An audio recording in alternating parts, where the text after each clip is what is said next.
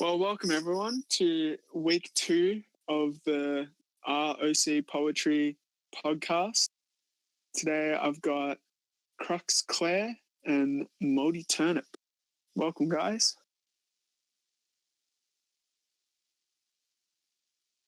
Claire is active, but no sound was coming out. Hopefully that's not too big of an issue. Today we don't have an outside guest. The outside guest had some technical difficulties and so they won't be able to appear. But we'll be doing some poetry reading and then maybe some meta inside baseball tech stuff for future generations to have a look at. So, Moldy, how you doing? All right. Wait. Hello? Hi. Oh, sorry. I think my mic was a little bit dodgy. I'm doing pretty good. I'm kind of tired tonight, but doing pretty good. What about yourself? Not too bad. I just finished gym. MoldyTurnip is a mod on the subreddit and Discord, I assume, on both. Yes. On Reddit, my username is just my name. My name's Brendan Norwood. You can call me Brendan or Norwood or whatever you want. But and Moldy's around pretty often. Are you in the military? Yes, sir. I'm in the Marines. That's interesting. Because people, like, there's been reference to it, but I've never had confirmation that you are. But like July 4th, when people were asking you if people were thanking you and whatever, I was like, oh, maybe he's in the military. Claire's having some trouble on her end. Can't hear Moldy. But I can. Try turning up your local, or on my end, it says your user volume's all the way up and you're not locally muted, so I'm not sure what it is now. It's been all about those technical difficulties. That's weird. So you can hear me or you can't hear me? I'm assuming Claire. She can't. Sorry about that, guys. Just some technical difficulties. We're talking about Moldy. How long have you been writing poetry for? I've been writing poetry since high school, so probably 5 years. But I'm still relatively new. There's obviously it's such a big genre to tackle, so I'm still learning every day. But and do you have any other writing experience? Have you sort of been writing ever since you're young, or did you find the poetry community? I've always had an interest in it, but to be honest, when I was younger, I never really understood poetry. Yeah, same. I kind of viewed it as this, almost this inaccessible thing. But after I started to read it more and interact with it more, I learned that once you kind of expose yourself to it more, it can become a really rewarding experience. When I was young, I thought it was ridiculous. I was like, poetry, gross. I'm going to write a novel. That's so much cooler than poetry. And it's the whole thing with toxic masculinity or whatever, that if you're a boy, you can't like poetry because that makes you that's considered feminine, Yeah. I suppose I was just I just kind of didn't like it. Sorry, what was that, Claire? I don't know. Does that reinforce the masculinity thing? Maybe. I really take it seriously until college, though. And how long have you been writing? I remember writing a poem for the first time in, like, I want to say third grade, and I would post them on poetry.com, which I think no longer exists. And it was like a scam where they would try to make you buy these like $60 books with like your own poem printed in them. They'd like pretend you got an award or something.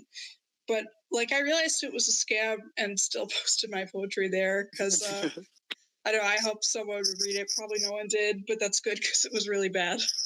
Yeah, like, I mean, I feel like that's a lot of our first attempts at poetry, though. Like, because I know for me, I wrote like a good like 300 poems before I actually could start writing like somewhat decent stuff. And like, I don't know. I feel like there's such a big it's an entirely new skill. It's like an entirely new muscle that you have to practice with.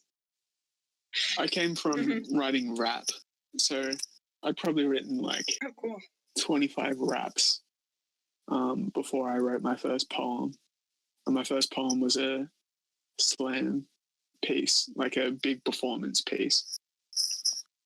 But before that, like I've never written poetry until I did Slammer, which was 2016, I think, was when I started first writing 2 years ago. That was my first poem. And now I'm putting out a book. Yeah. Well, I mean, do you think with rap, like, I feel like rap would be a great transition into poetry because it's so focused on like sound devices. Yeah. Well, there's pros and cons because now I find it really hard to not rhyme and to make phrases like land better. Like I don't want to be relying on rhyming all the time to make it sound good. Yeah, no, I get that. And I don't have any traditional training. Like I studied English language, writing and editing, creative writing and editing, but I only got like a partway through the course before I had to drop it because work. So I don't have that. Like I don't know structures. Even if you wanted me to define like verbs and nouns and stuff, like I know what they are, but I'm just not. It's just not like drilled into me as much as most people. Mm-hmm. Claire, you went to Germany. What did you go to Germany for? I had got an English teaching assistantship grant through the Fulbright program. So I was there for 10 months, working at this school in the medieval town of Soest, which is like in the middle of nowhere. And I lived in Dortmund, which is basically Germany's answer to Detroit. It's like this sort of post-industrial wasteland that was built on mines and factories, and then they closed the mines and factories, so everyone's unemployed. So it was interesting. It was like really ill-defined, the work I was supposed to be doing in the school. So like sometimes I get presentations and stuff, but a lot of the time I was just there in the classroom and like commuting from place to place, being the like human dictionary. But that did give me a lot of time to like read poetry or think about it. I didn't write that much this year though. I had like a workshop class in university for 2 years, and that was really helpful. And I think I came a long way through that. And I've sort of struggled a bit without the regular like weekly meeting of the people who would critique my poems. So like I had to have a poem every week. But the Discord server, which I only discovered like a month or two ago, has been helpful in that regard. Yeah, I moved over to the Discord server because I used to have to travel 2 hours into the city to get my piece workshopped. And when you've got like that kind of commitment, it's pretty good because like you've got something when you go, and if you don't, then you sort of force yourself to write something because you're going to spend a whole day going. But yeah, when I found the server, and it was like, I don't have to travel all that way just to get some decent feedback. So good. easy to be really perfectionistic with what you write, where you want to like have this moment of inspiration and think, oh, now I can write a poem about this or that. But like the informal environment, I think, of the Discord server, but also the sort of workshop groups are helpful in terms of forcing yourself to write something. And like maybe it's crap, but that's okay. And that's something I'm still sort of struggling to adopt. Like I can write something, it can be just garbage, and that's okay. Like Yeah. not everything has to be a winner. Hey, Just you hope know, the best. yeah, I mean, for me, if I write garbage, I mean, that's a successful day, you know. Yeah, if you write anything. Moldy, do you have any training in language or poetry or writing? I'm kind of, I don't want to say I'm self-taught because that sounds like super pretentious, but like I'm just really into like studying the intricacies of different poets. Like I really enjoy reading like biographies and like what led them to like value what they value and how they reflect that, and like all the different techniques. I'm like really into I just really like breaking down different, like some of my favorite writers, and I feel like by breaking down their stuff, it helps me like think more critically about my own work. But I've never really had like helpful. Any recommendations? Definitely E. Cummings. He's, I mean, a lot of people, he's almost become like so like revered that he's become like kind of a cliche, but I feel like there's just such a wide breadth to his work, and even if you don't really like that style, like just the fact that he was able to create like such an individual voice for himself, I think that's something that we should all strive for. Agree. Yeah, I think being self-taught is a prerequisite to being a good writer. I don't think you can. It's like Bill Gates says that he doesn't care about people's university degrees because, like, even though you get all that knowledge, it's not really, it's not really useful until you can apply it. And he's looking for people who like seek out the information by themselves rather than having to go through a system to get it.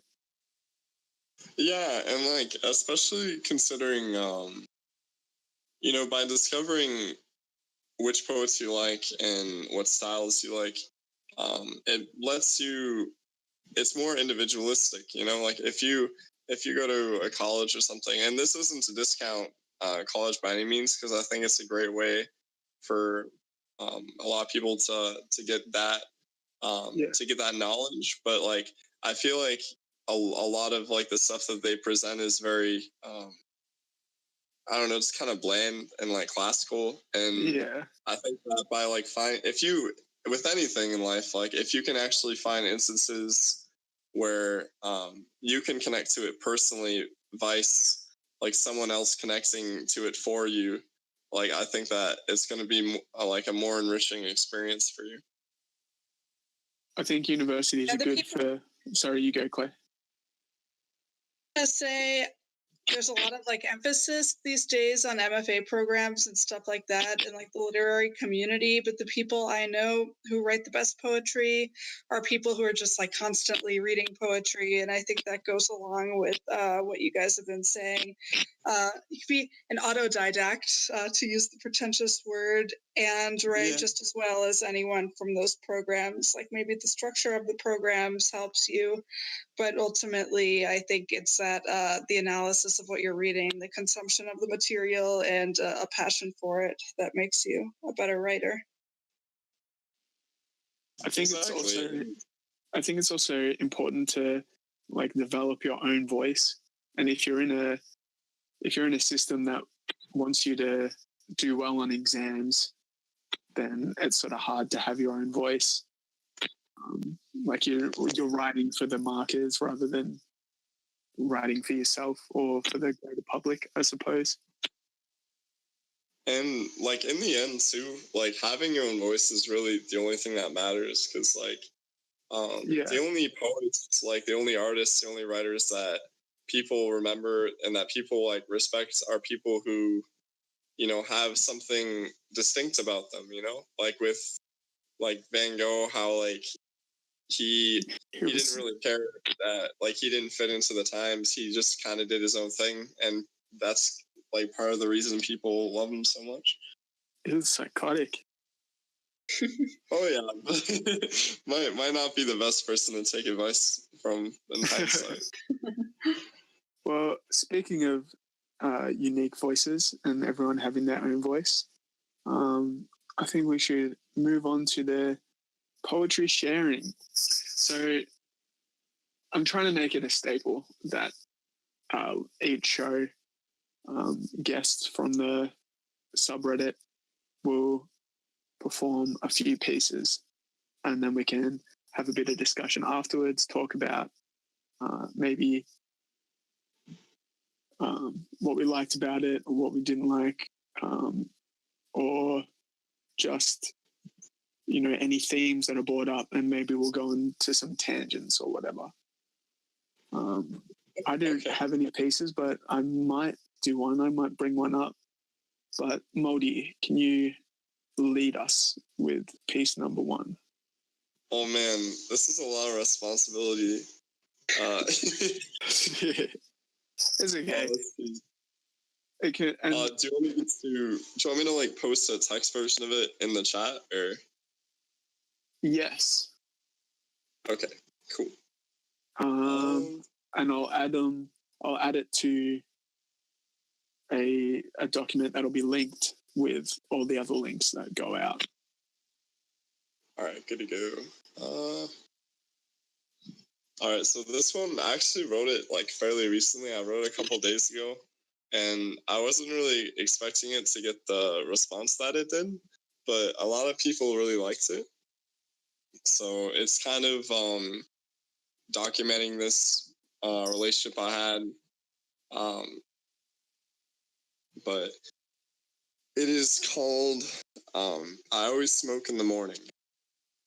The gray bed of the ashtray bears whatever slender poison I cast into it.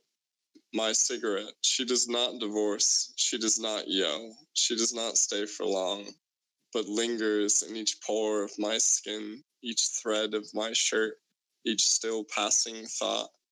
Her pearly, puffing hands, sweeter to hold, sweeter to kiss, sweeter in her bitterness drifting across my lips. And your eyes used to hold mine in an auburn abate, every shade and warmth of morning shifting across your irises like autumn leaves reluctant to release. And I am no different, replaying your memory with an addict's slow drag, the aching cavity of your absence hollowing out my chest and filling me with the smoke that is loving. Woo! I'm holding stuff in my hands. Woo! I'm a terrible snapper. You probably can't even hear that. I'm trying. Hey, it's okay. The snap. I love it. I like it. I don't like smoking. I tried to give up, and I continually try to give up. Yeah, like Over a week, did you say, Claire? I'm like a weekend. I have been a weekend smoker. I went like a year without smoking a single cigarette, and then I had this bad travel experience where I missed 2 flights within like a 24-hour span, and then ended up being and I missed a bus too. So I was in transit for over 24 hours, and that's what spurred me to start smoking again. So I've been smoking like every weekend, and I finally went a weekend without smoking. So hopefully that continues. But anyway, nice poem. but anyway, after going on tangents about all of our really casual addictions. Yeah, I like it. Nice imagery. Of course, depressing stuff is always good. Stuff. What poem isn't depressing? I have one that's semi-related. It's got a it's got a relation arc. So I'm gonna do that one, and then we'll do Claire's, and then we'll loop. So this is called crematorium, or cremation, actually. Sitting in a room with a bunch of crap that surrounds like a compound, trapped, feeling like my life has become the lost and found, but no one picks anything up. It's all just junk that should be thrown into a garbage truck. Fuck that. Need a break. Need to burn all the stuff. Throughout my tobacco, no damage in my lungs, no damage to my face. Throughout my life, not holding on to kindergarten memories today. Throughout my paints, watched them all burn away. Throughout 5 bags of stuff and watched it all cremate. Witch at the stake, reborn like a phoenix. So make no mistake, Hinterland's died and this is a new person today. Rebuilding shit from the grave. Don't bury my urn, just sprinkle me over a field or a lake. Let me flow downstream. No money and I burned off my life. Release the screams in my mind. Items incinerated this time are up to $150, which is at least twice as much as the total amount of cash that I've got. Burned it all, turned to ashes. New person coming through, reborn from hot coals and flame flashes. Thank you. To snap. Probably not working. I know you said you're trying to get away from like the rhyme stuff, but I thought it was effective there. I like the way that sounded. I love like the slant rhymes too. Like I forgot the exact words, but it was like I know one of them was like relate. Relate. It was like a relate. Something with the long 8 sound. Yeah, relate. Oh, sorry. Relate is in here at all. I'll post. Really? I'll post text. Okay, it might have been an audio problem. That's my bad.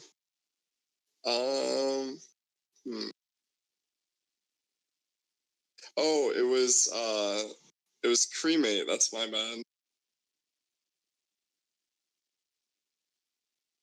Yeah, face today and cremate. Yeah, they all have that A. They're all A, but the syllables in them, not the syllables, consonants in them are all very different. No, yeah, and it's I think that's a great example of how like you said you have a background in rap and how like that sound device, like when you use like assonance and consonants and alliteration and different stuff, it's like natural to you, and you can tell that with this poem, like it was written in a very natural way. I think there's a misconception that modern poetry or like free verse poetry isn't supposed to have any rhyme whatsoever, but I think it's really important that you pay attention to sound. Like a lot of stuff you read in like, I don't know, Poetry Magazine won't necessarily have an end rhyme, but there's always like internal rhyme or slant rhyme or assonance. And you need a good ear for sound and for rhyme to be able to pull that off. And I think this pulls that off like sonically. It sounds good. Nice. Yeah, I literally burned off like a bunch of shit, and that was when I decided that I was going to quit smoking. So I had like half a pouch of tobacco left. I threw it out. That hurt. I was like, oh, this sucks. Which is, it's kind of ironic too that to quit smoking you would like put smoke to everything else. I burnt all the tobacco to quit smoking. Yeah, well, that's my piece. So, Claire, moving on to you. I think I copied mine, so let me paste it. I'm dredging this up from the past. This was one of the first things I ever posted on ROC Poetry, and I think I've since deleted it because it was in some online lit mag, and they like to have first publication rights, which I probably technically violated, but I deleted it, so it's no longer visible. But anyway, I remember, I think it was Lana who helped me with the first draft, and there was some like stupid shit in it. Like I think I used the word cerulean, and that evokes the Crayola crayon. So I made some changes, and I think that improved it. And I think I've also read this in the open mic before, but I'm not 100% sure. Moldy, are you clicking around on your phone at the moment? No, it's picking up the echoes from you. Oh, the echoes. Okay. Maybe mute through the piece then, just so we don't have clicks happening through it. Yeah, cool. Awesome. Called Nuclear Testing Moratorium, and this part would be in italics in the written version. Nevada test site, Mojave Desert, setting of 928 nuclear detonations between 1951 and 1992. We put our stillborn stars and parched oceans to rest. Silent skies, bluest tomb over land blank as morning, crater wreathed and dormant. Dust devils wind back into pioneering across the old minefield. Promised land, they hope, as they colonize the past. The Yucca repopulate their village, and hares burrow beneath faded radiation warning signs. Book of the Dead, open in bullet casings, fossil faces. Pride and trilobite ancestry, entertain dreams of dominance. The pages tear and decay as antelopes stamp across, obscure the wording, vandalize the old testimonies, paint the land in broad strokes of gold, perennial bloom, collapse, weary, or so much beauty. One can only suffer so much beauty was the line at the end there. It cut out for a little bit. I like it. I like the apocalyptic feel that it has to it, the wasteland feeling that it's got. That last line hit. I did an internship with a Department of Energy contractor, and they were doing work at the test site where they did all those detonations. So we did a tour out there to see the craters, and I was really surprised by how much vegetation was there, how like this desert ecosystem had been so hardy and had come back from that, and that's what the poem's about. That's pretty cool. I really. Oh no, I was just saying that that last line is amazing. I really love bluest tomb over land, blankest morning, crater and dormant.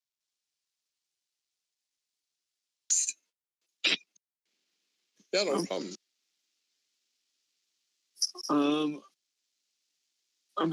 I think I might be having issues. It might just be on my end though, because it's picking up on the laptop. So hopefully I'm not missing half of the conversation. Yeah, super nice. Moldy, your second piece. Okay. So usually I write free verse, but sometimes I like to dabble with sonnets. I really enjoy writing sonnet. So, because I feel like no one writes them anymore. And Can you explain what a sonnet is? Because I don't know. Yeah, so a sonnets, there are like many types, but really the only difference between them is how they rhyme.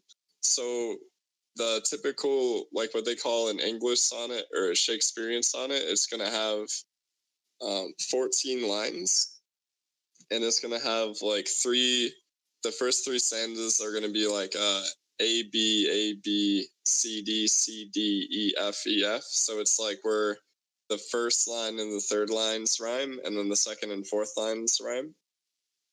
And then technically in the third stanza is what is called a volta or turn. And that's when basically, because the sonnet's about like presenting something and then giving like a new perspective on it. So in the third stanza, the first two lines are meant to give that new perspective. And then finally it ends with like a couplet, which is just two lines where they rhyme, and it kind of is meant to sum up the entire poem. So a lot of the times they're about, like a lot of Shakespeare's were about love, like some of his most famous ones. But There have been like some modern reiterations of it. Like E. Cummings did a lot of sonnets where he actually wrote about like prostitutes, and it's kind of, well, it's funny because sonnets are such a traditional, like considered like respected form, and he was he loved like kind of defacing it a bit. But this is basically just a poem I wrote in the winter. So, wood cutting. I have the logs in splintered heaps of snow that permeates through pores of fractured oak and sinks from high to low where they are stowed, the tawny pulp not fit for ember stoke. I do not care that all my fingers numb can barely clutch the hatchet's handle taut, with blisters bearing teeth into my thumbs and winter's sun exhausting summer thoughts. For I have always labored in the cold, the seeping drafts obsessing by my door, duressing silence haunting with its hold. Through ebbing hearth I make a grim rapport. Though seasons change with passing vanity, from winter I am never to be. I like the Volta. That's cool. Thank you. Those seasons change with passing vanity. Crunchy. I heard someone was that in the Discord, or it might have been on the subreddit, someone saying it would be crunchy to end a poem like this. Oh, that was in the subreddit. I saw that earlier today. Yeah. Crunchy. That's a good word. Crunchy. Crunchy. Well, it's difficult with like stuff that's in meter like this because you don't want like the focus of the poem to be just like that rhythm, but like you want to write it in a way so that like the words that are emphasized are like important. But, Yeah, but because of the rhyming structure, it always ends like it's always the last word that sort of sticks out because it's the one that rhymes. Even though you want to hit more words in between. mm-hmm.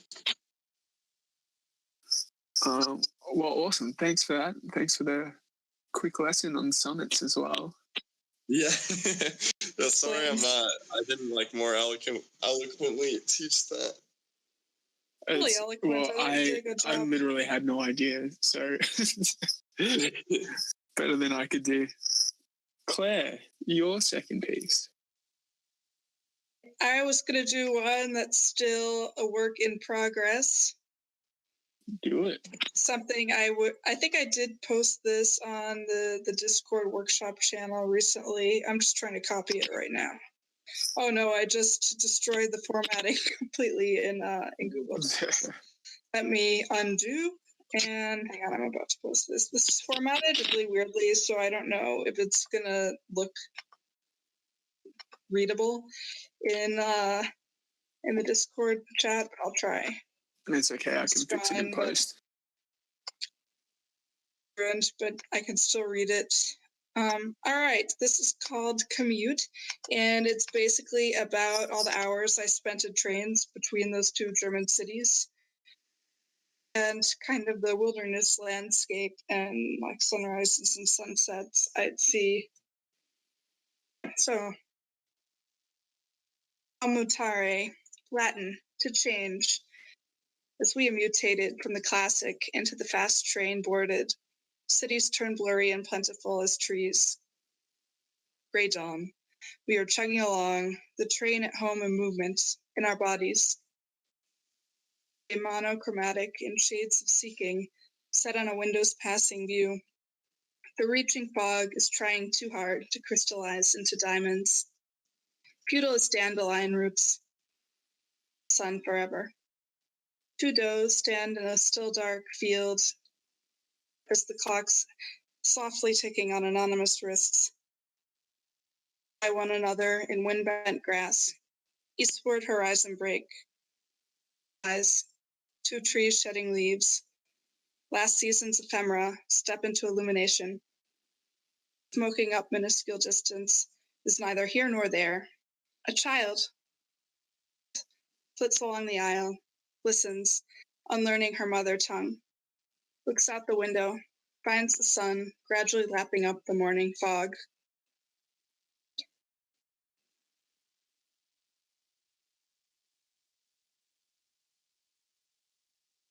Woo! Nice. I really, really like that the fog is trying too hard to crystallize into diamonds.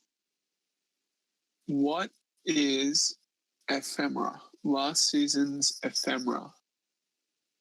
Ephemera are like little mementos and stuff. Like a dead writer's ephemera would be like flyers and tickets they had like stored in their possessions, like little things you wouldn't expect to have permanently, but you might have them. Like from ephemeral, the word like meaning sort of transient or temporary. Oh, okay. That's a cool word. It's very like Latinate. I tried to go hard on the sort of Latinate words in this since I was quoting etymology in the first line. Yeah. That's a nice tie-in. That's good. Cool. Moldy, your third piece. My third piece, okay. I guess I can share another one I wrote for the subreddit. Let's see.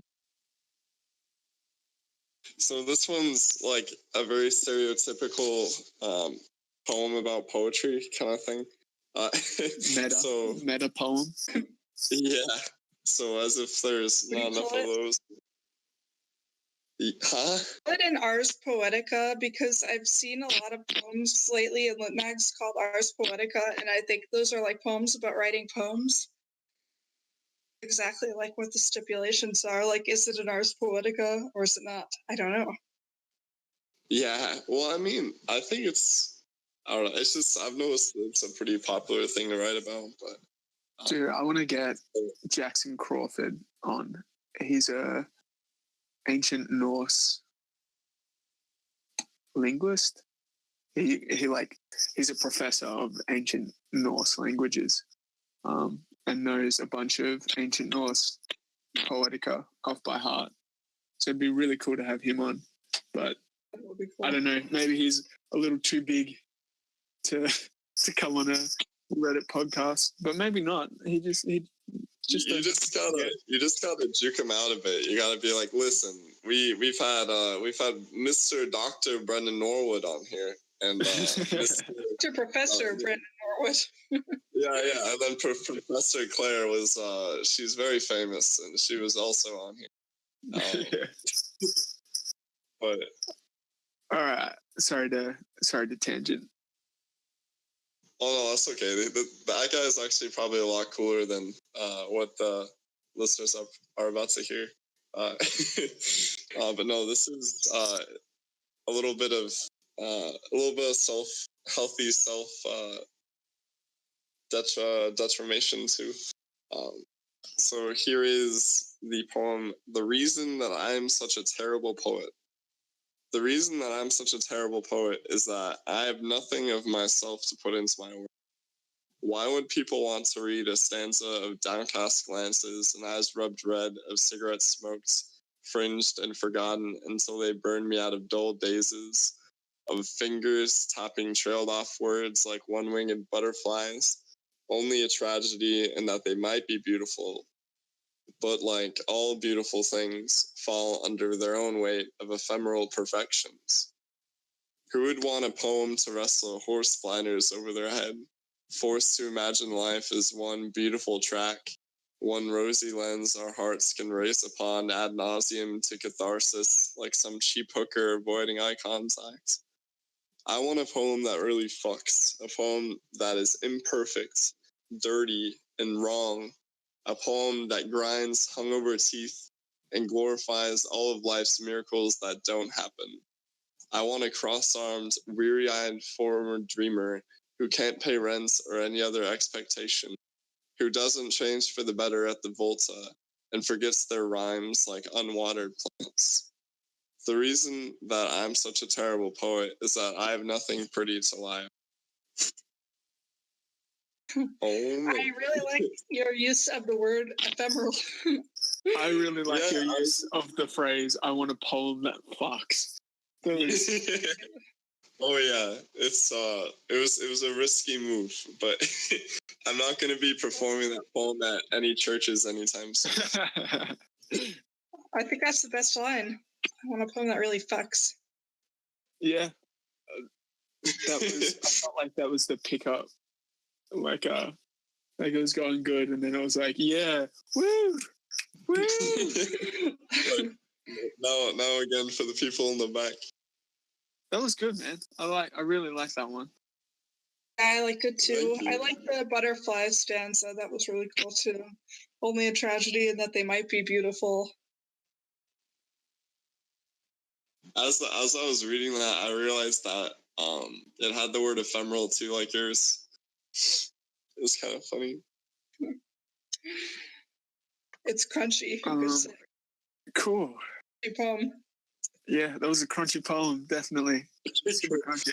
I think the name of this podcast is going to be I Want a Poem That Fucks. Oh man. All right, Claire, your third piece.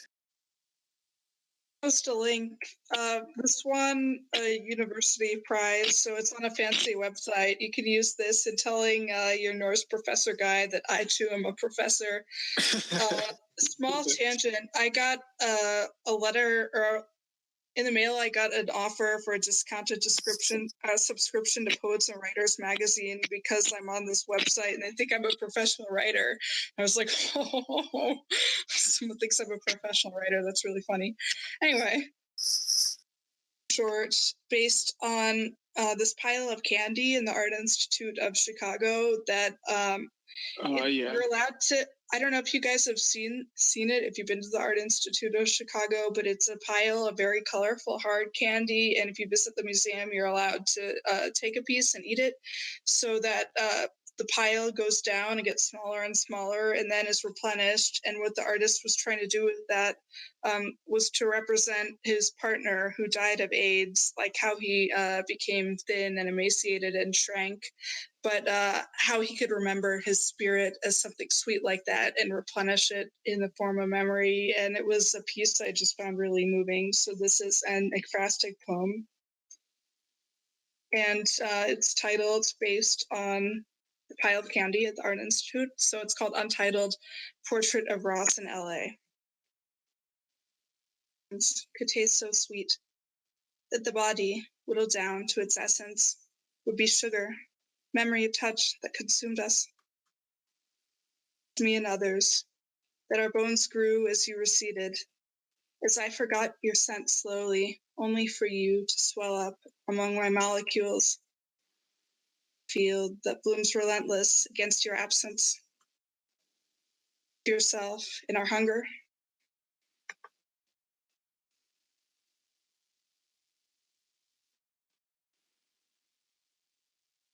That was so good. That's probably my favorite out of all the poems you've read. I see Claire being active, but I don't hear anything. Yeah. Moldy, can you hear me?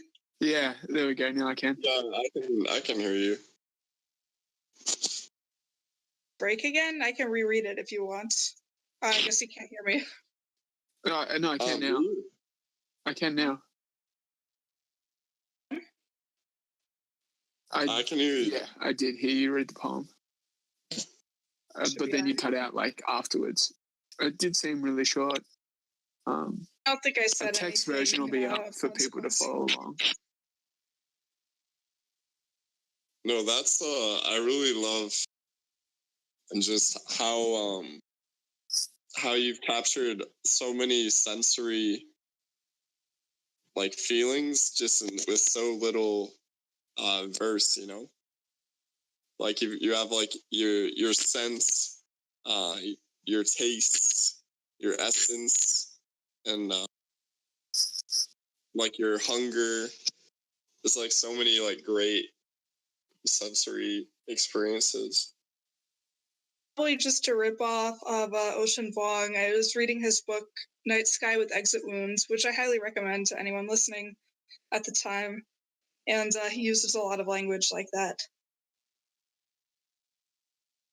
I haven't visited the art exhibition you were talking about, but I have seen it. And there was a temporary one, like a similar one, that came to Melbourne that my mum went and saw. And she's like, oh, it's a great concept, but it was underneath some bright lights and all the sugar, all the like hard lollies and hard candy had like melted into one big piece. Oh, that kind of ruins it. Yeah. He's a really interesting artist, though. The artist is Felix Gonzalez Torres, if anyone's interested. He's passed away, but he has a lot of like installation pieces in various museums. I was lucky enough to visit Paris a few months ago, and they had some of his work in the Pompidou too. That was cool. The what? Pompidou, it's the main modern art museum in Paris. Pompidou. It's a really weird building. You should look up pictures. It's like covered in pipes and stuff. You can tell just by looking at it that it would be the modern art museum and not the Louvre. Well, because usually, I'm not really into modern art, but like I really like hearing like the stories behind it. For my, I think that's part of the reason why. For my 21st, I went to the biggest modern art museum in Australia, Mona, in Tasmania, for Marina Abramovich. Is that how you pronounce it? She did The Artist is Present, where she would like sit there and just stare at people. And then her ex-husband came in and she was still performing the art piece. So she had to just sit there while like all these emotions rolled up and stuff. It's beautiful. And she was also like involved with, if you remember the Clintons' child sex, that place, the conspiracy about the Clintons and all of that sort of stuff, because she did a spirit feeding or spirit banquet or something like that, which is like a supposedly satanic ritual. She was really cool. It was a really cool place to go. I don't think I've ever seen like a performance artist perform in person. That is cool. I have seen a lot of like video clips and stuff perform in person someday. Performance art is weird. Yeah, I mean, the closest thing I've seen to performance art is when Eric Andre dressed up like a Fruit Loop and then poured milk all over himself. Yeah, with the cone. Subway. Yeah. He's like, I didn't get the job at Fruit Loops. My body is your communion. Drink from me.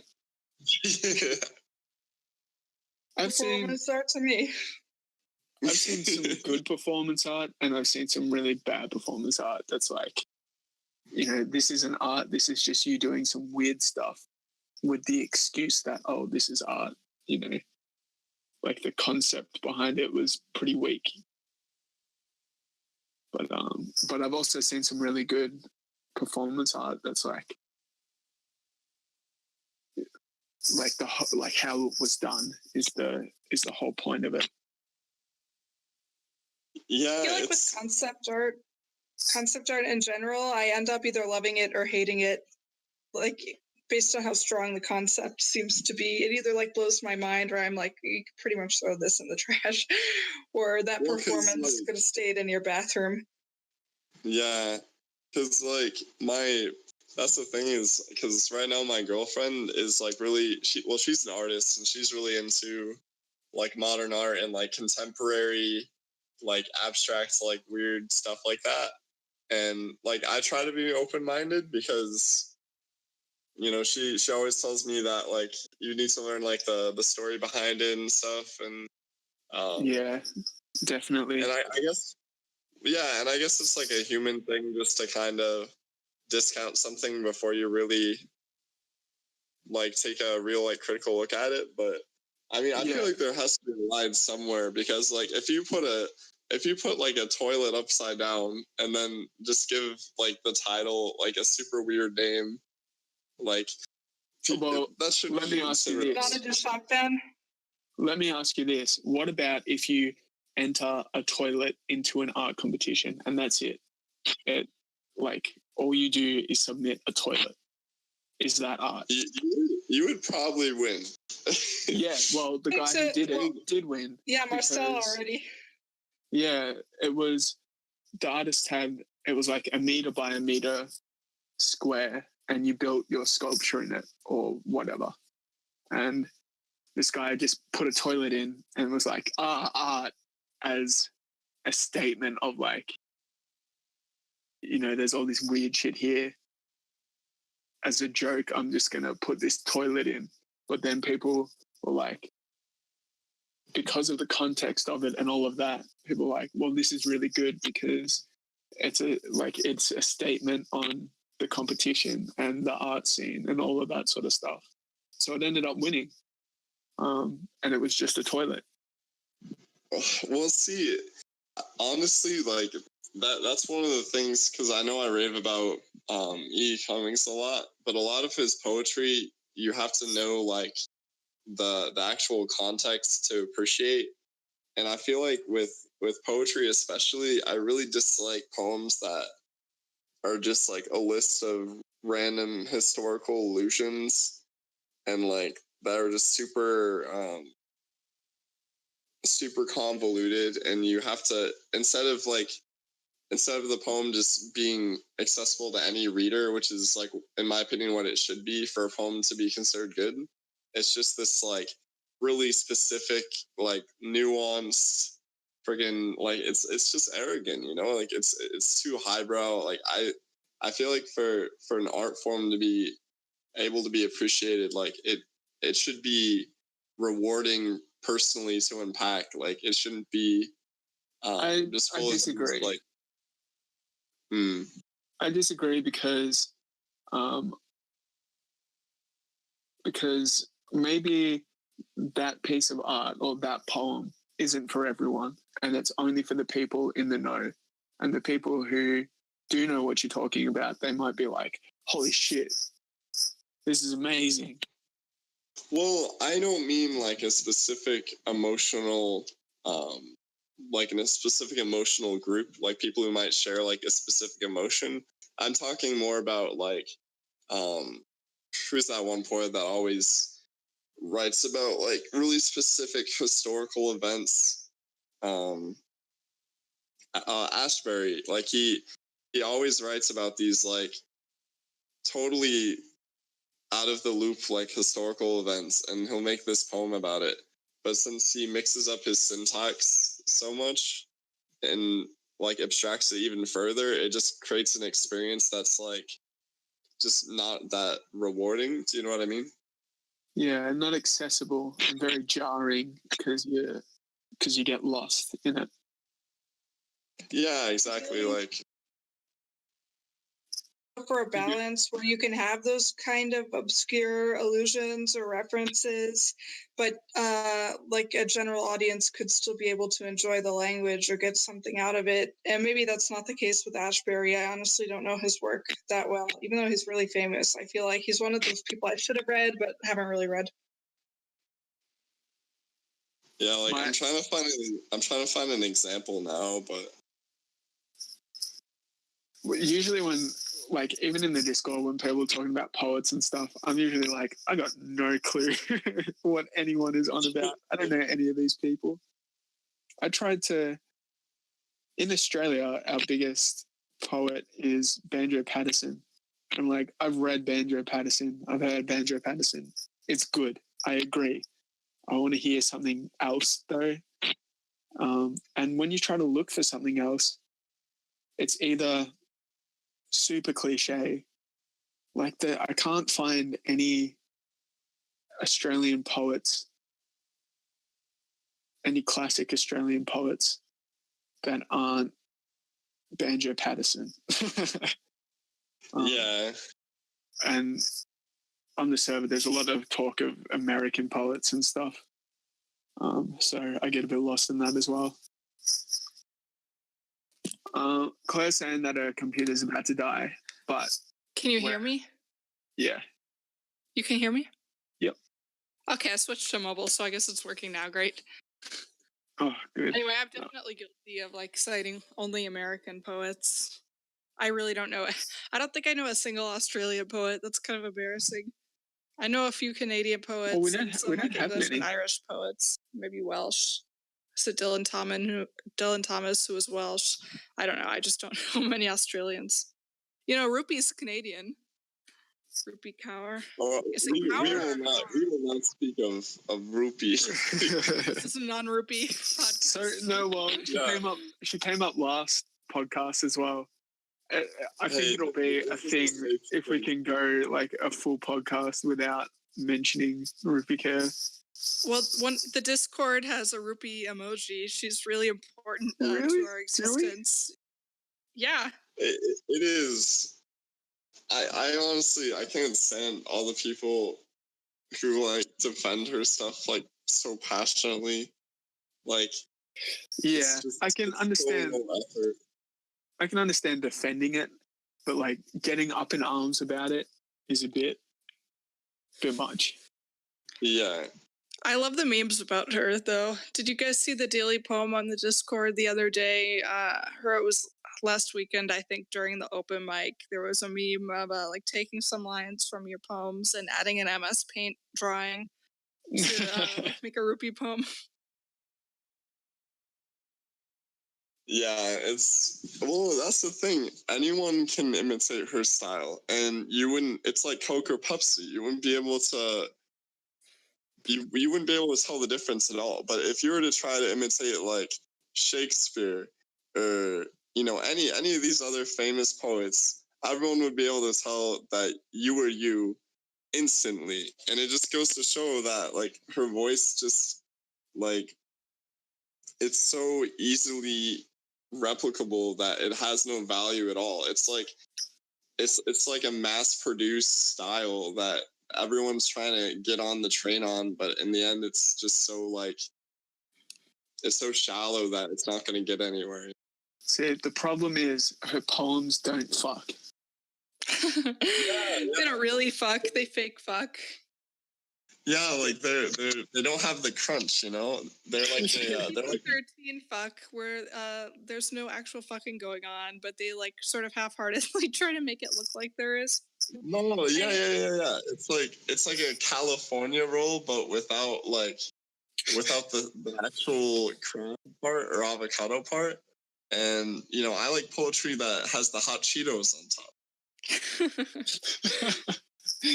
I hate it when people like diss slam poetry and defend her as like highbrow when I don't know, there's a lot of bad slam poetry out there, but it has like an interesting rhythmic quality a lot of the time, and like her poems don't sound good, and there's nothing unique about the language, and their visual intrigue is totally based on the line drawings, which aren't technically part of the poem.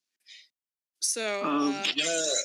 And I have a lot of respect for slam poets, though, like, because I, for one, like, I always feel super awkward whenever I recite, like, one of my own poems, so I couldn't even imagine, like, what it takes to be, like, a slam poet, like, on that level. It's easy, dude. It's easy.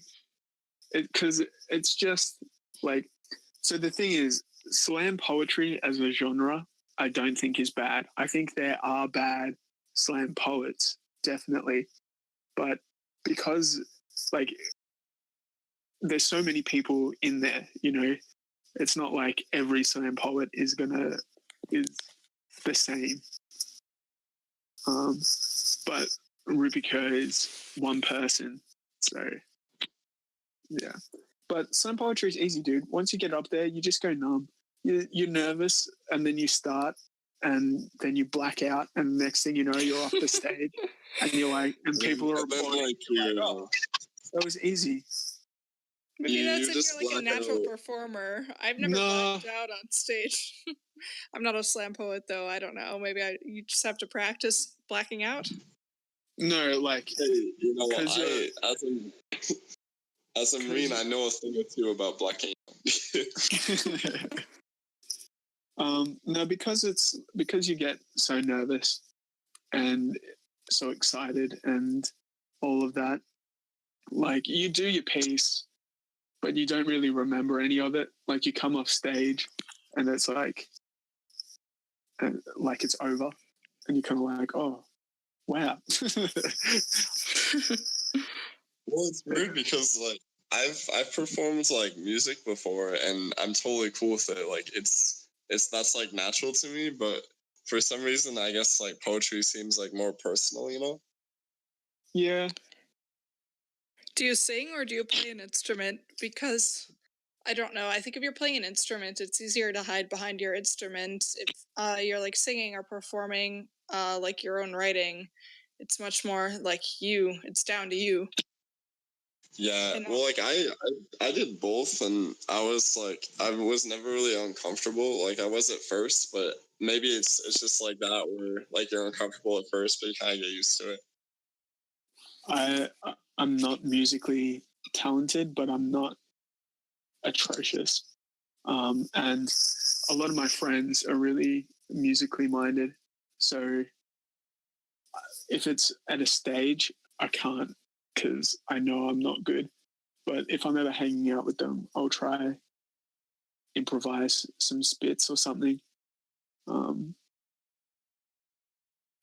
But I couldn't play an instrument on stage. Not good enough. Same with me. I play guitar and bass, and I enjoy it, but I don't like performing for audiences.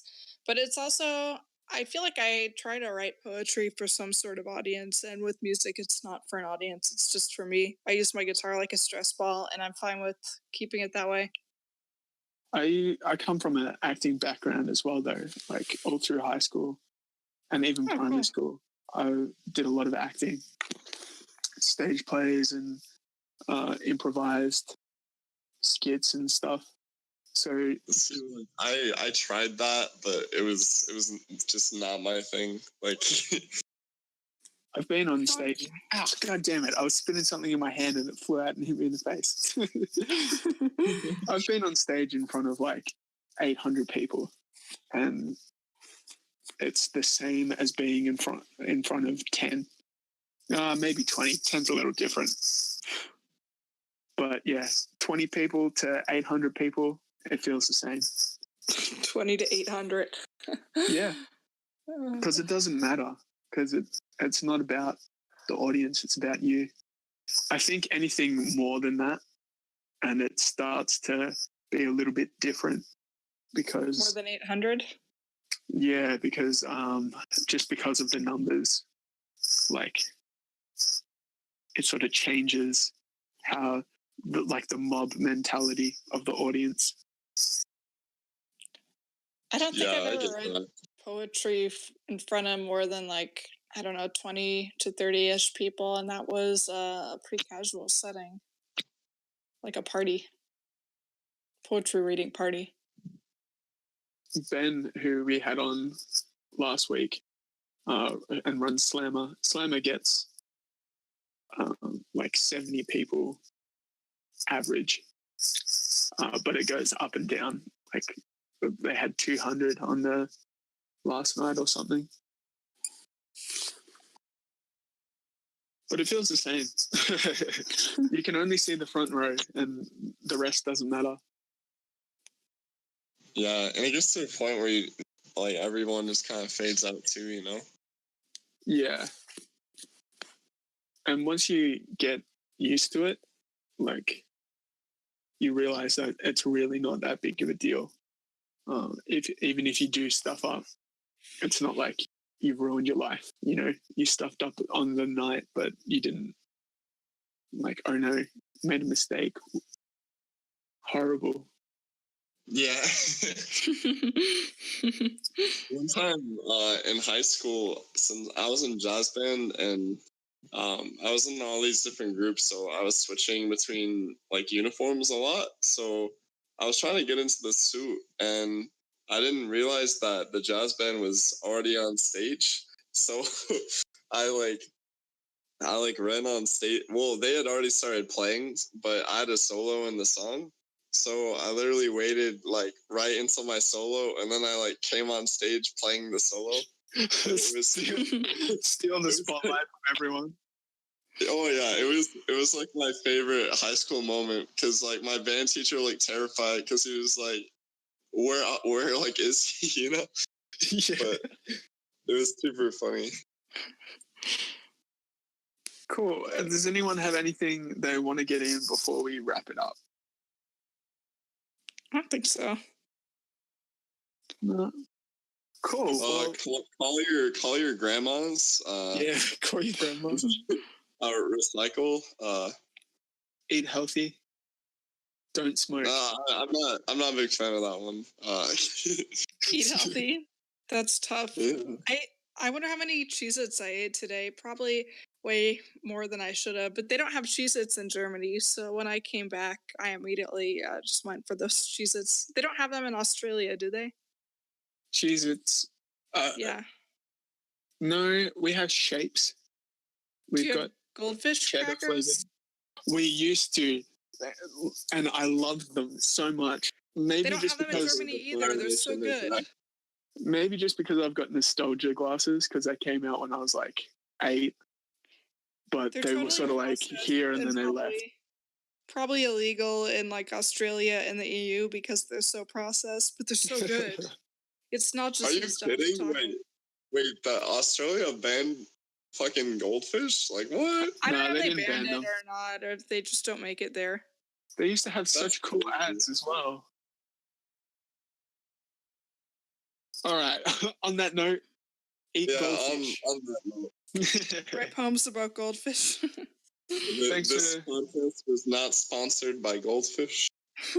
But if Goldfish would like to sponsor us, hey, hook a brother up. Money. Free goldfish. Yeah, we'll take the goldfish. I mean, we're that entrepreneurial spirit. We're gonna bring goldfish back to Australia. Cool. Check out. I feel like we've all bonded. Bonding over goldfish. Yeah. Check out links they'll be on the post wherever this is posted. Check out the OC Poetry subreddit. There'll be a link to the Discord, and then from the Discord there'll be a link to the podcast. Extra steps. If you'd like to be a future guest on the podcast, then join the server, and there's a link to a form. You just put in your name.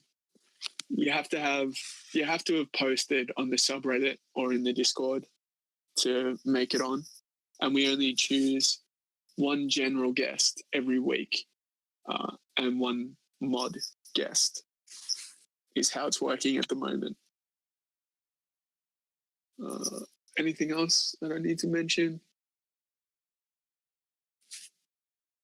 Hopefully this will be going up on YouTube. I recorded it properly this time. Last time I didn't. So hopefully we'll have a video and an MP3 to go out. So cool. Thanks for tuning in. Thanks for listening. See yous.